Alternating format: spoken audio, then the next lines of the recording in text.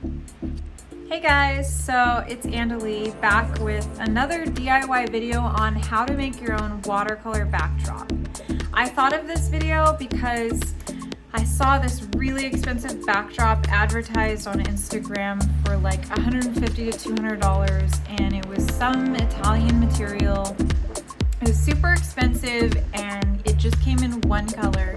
So I was really frustrated and I thought, like, I can't afford to buy more than one of these. And so then it just occurred to me, why not just make your own backdrop? And I have all the supplies to do it, and I want to share this with you because you might be like me and you might have wanted to figure out how to make one by yourself.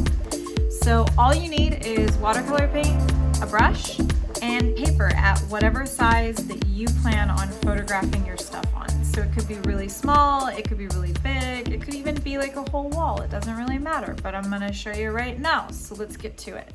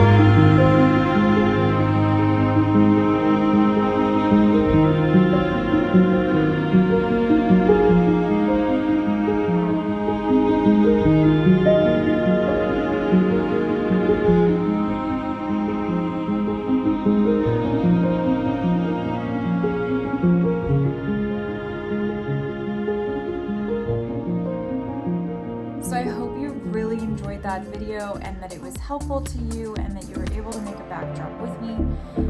If you haven't subscribed already, please do, and like the video. If this was helpful to you, share it with a friend, and check out my 360 orbit videos because I'm vlogging every single day regardless of how hard it is. Just showing what it is to be a graphic designer and talking about every topic under the sun relating to graphic design as it comes up every single day. And I'm going to stop talking now, but I'll